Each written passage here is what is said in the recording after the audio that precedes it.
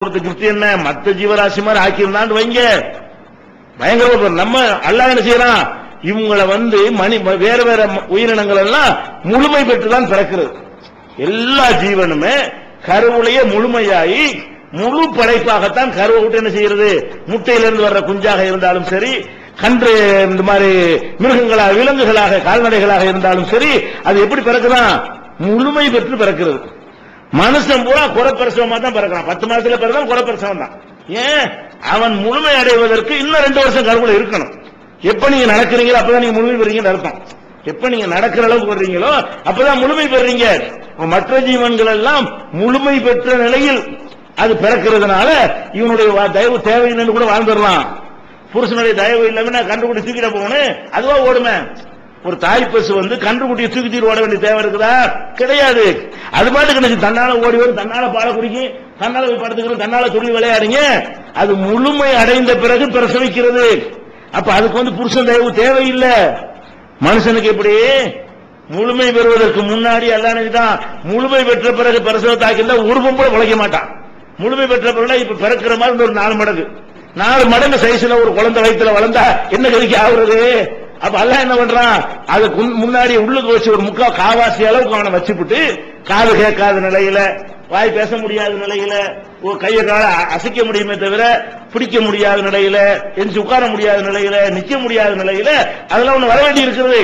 அதெல்லாம் கருவிலே வச்சு வளர்த்தா பயங்கரமான பிரச்சனையாகி போயிடும். அல்லாஹ் என்ன பண்றான், அப்படி வளர்க்காம வெளியே வளர்ந்துட்டு போட்டு கருணைக்கு செஞ்சுட்டான். ஆனா அதனால நீங்க என்ன செய்ய வேண்டியிருக்கு, இன்னும் கொஞ்சம் கூடுதல் செலவுப்பட வேண்டியிருக்கிறது. என்ன கூடுதல் சிரமம், ஒரு கை குழந்தைய பராமரிக்கிற பெரிய கஷ்டம் இல்லையா. அப்ப ஆம்பளை தயவு இல்லாட்டி ரொம்ப கஷ்டங்கிற நிலையில் இருக்கிறீங்க. ஏதோ எந்திரிச்சு ஓடி போற பிள்ளைய பத்தீங்கன்னு வைங்க, அப்ப போடாம புருஷன் தேவையில்லைன்னு போயிடலாம். அதெல்லாம் எப்படி படிச்சிருக்கிறான், அதை தூக்கணும், கொஞ்சம் வச்சுக்கிட்டு இருக்கணும், ஒரு வினாடி என்ன பூ போல வைத்து தாங்கினாதான் அந்த குழந்தைய வளர்க்க முடியும். அந்த மாதிரி அப்ப அதையும் உட்கார்ந்து வேற வேலை யார் பாக்குறது. அப்ப அந்த மாதிரியான ஒரு நிலையில் அல்லாஹ் ரப்பல் ஆலமீன் உங்களுக்கு அந்த ஆணுடைய உதவி தேவைங்கிற எப்படி நியமிச்சிருக்கான்னு பாருங்க. அப்ப அந்த ஆண் உதவி என்ன ஆகுறது, அவன் செய்யறான். அம்புடைய என்ன செய்யறான், இன்னும் சொல்ல போனால் இன்னொன்னு நீங்க பார்க்கணும். ஒரு பொம்புல அவளுடைய பிள்ளைய கவனிக்கிறாள்ல, அதுக்கு ஆம்பளை கவனிக்கிறதுக்கு வித்தியாசம் இருக்கிறது. ஒரு பொம்பளைக்கு அது தாம்புள்ளான்னு கன்ஃபார்மா தெரியும். அதுல யாருக்கா டவுட் வருமா, ஒரு பொம்பளைக்கு இது என் பிள்ளைதாங்கிற ஒரு பொம்பளைக்கு டவுட் வருமா, டவுட்டுக்கு முகாந்திரமே இல்ல. ஆம்பளையை பொறுத்த வரைக்கும் அவன் நம்புறான், அவனுக்கு தெரியாது. நீங்க சொல்றீங்க, நீங்க என்ன செய்றீங்க, இது உனக்கு தான் பிறந்தன்னு நீங்க சொல்றீங்களே தவிர அத நம்புறானா இல்லையா, டிஎன்ஏ டெஸ்ட் எவ்வளவு நம்பிக்கை வச்சிருக்கான்.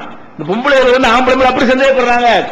ஆம்பளை தகுந்த ஒரு காரணம் இருந்தாலே தவிர இந்த மாதிரி எதுக்கு சந்தேகப்பட மாட்டான். வழங்குதா, அவனை மாதிரி இந்த பிள்ளை இல்லாட்டாலும் சரி, உங்களோட மாதிரி இல்லாட்டாலும் சரி, வேற மாதிரி இருந்தாலும் சரி, என் பிள்ளைன்னு ஒத்துக்கணும் இல்லையா. அப்ப எல்லா குடும்பங்களையும் பார்க்கணும். நீங்க யோசிச்சு பார்க்கணும், நம்ம சொல்றல எவ்வளவு நம்புறான். நம்ம ஓம் புள்ளதாண்டா அவன் தூக்கி சொல்றோம், ஆமான்னு ஒத்துக்கிட்டு செய்யறானு நம்ம எப்படி நன்றியா இருக்கணும், எப்படி விசுவாசமா இருக்கணும். அவன மாதிரி அச்சு அசலா இருந்தாலாவது நம்புறதுல பிரச்சனை இல்ல. அப்படித்தான் எல்லா பிள்ளையும் பிறக்குதா. அப்படி அப்பனுக்கு பிள்ளை தப்பான அப்படி பிறக்கிற மாதிரி எத்தனை இருக்கு, 100ல 1 கூட இருக்காது. அதே மாதிரி இருக்குது. மீதி உள்ளதெல்லாம் ஏதாவது வித்தியாசமா இருக்கும். 4 தலைமுறைக்கு முன்னாடி யார மாதிரியே பிறக்கும். நமக்கு யாரும் வரையும் பார்த்திருக்க மாட்டோமா, புது பிள்ளை மாதிரி தெரியும். இருந்தாலும் நம்ம என்ன பண்ணிக்கிறோம், என் பிள்ளைதான். அப்ப பெண்கள் நினைச்சு பார்க்கணும், எவ்வளவு நம்பிக்கை கான்பிடன்ட் அவன் ஏத்துக்கான்.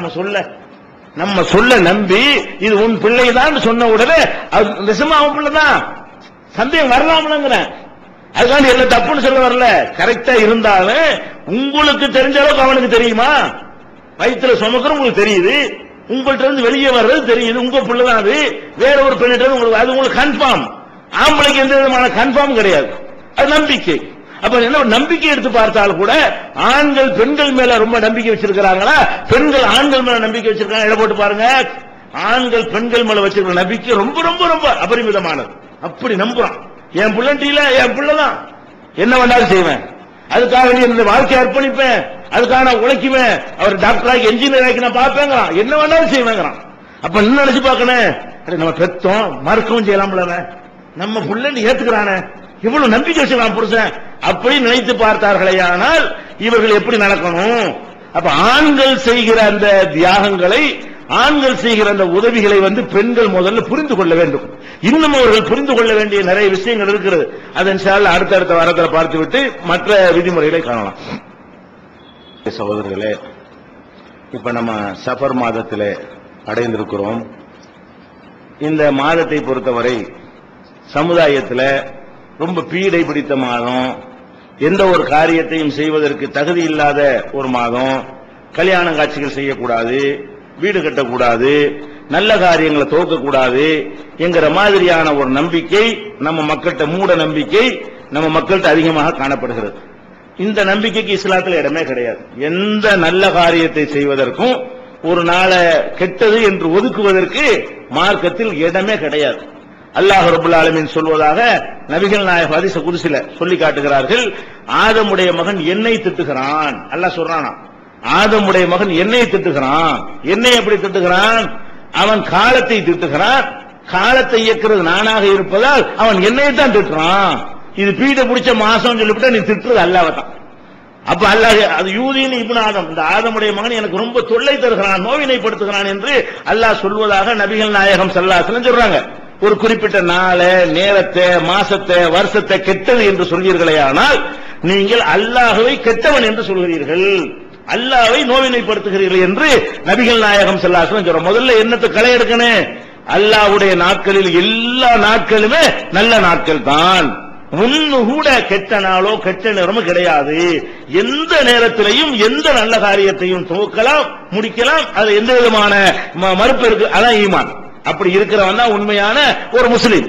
நபிகள் நாயகம் ஸல்லல்லாஹு அலைஹி வஸல்லம் காலத்து, அறியாமை காலத்து மக்கள்கிட்ட இந்த ஷவ்வால்ங்கிற மாதம், ஷவ்வால்னா நம்ம நோன்பு பெருநாள் கொண்டாடுறோம் இல்லையா, அந்த மாதம், ரமலானுக்கு அடுத்து வரக்கூடிய மாதம், இந்த ஷவ்வால் மாதம் பீடை மாசம் நினைச்சிட்டு இருந்தாங்க. ஆயிஷா நாயகி சொல்றாங்க, இந்த ஷவ்வால் மாதத்தை எல்லாரும் பீடைன்னு சொல்றாங்க.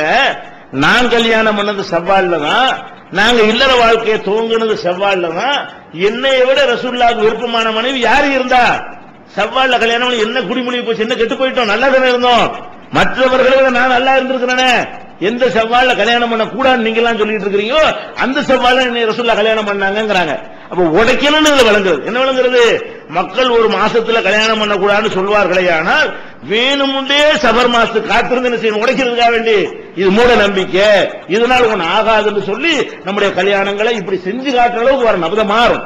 அதே மாதிரி இந்த சஃபர் மாதத்துல ஒரு ரசூலுல்லாஹ் நோய்வாய்ப்பட்டாங்கன்னு சொல்லி அதுக்காக வேண்டி அது ஒடுக்கத்து புதன், அது பின்னாடி அதை பத்தி வச்சுக்கணும் அடுத்தடுத்த வாரங்கள்ல. இந்த மாதத்துல நீங்க என்ன செய்யணும்? நல்ல காரியங்களை செய்யணும். எல்லா காரியம் வியாபாரமா செய்யணும், நல்ல காரியமா செய்யணும், தூங்கணும், இது தப்புங்கிற பிரச்சாரத்தை கொண்டு போகணும். 4 மாதங்களை எந்த ஒரு மாதத்தையும் கெட்டதுன்னு ஒதுக்கிடக்கூடாது என்ற பாடத்தை நம்ம புரிந்து கொண்டு நம்முடைய ஈமானை காத்துக் கொள்ளக்கூடிய நன்மக்களாக அல்லாஹ் நம் அனைவரும் ஆக்குவானா. சொல்லணும்.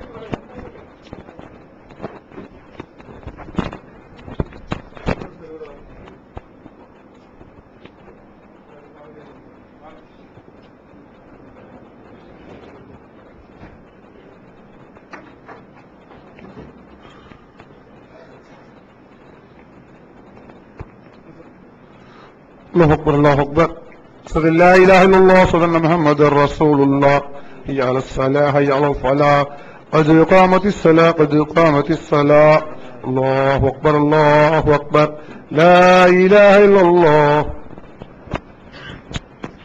سووا صفوفكم رحمكم الله. உங்களுடைய பின்னங்கால்களை பார்த்து சஃப்புகளை நேராகவும் நெருக்கமாகவும் ஆக்கிக் கொள்ளுங்கள்.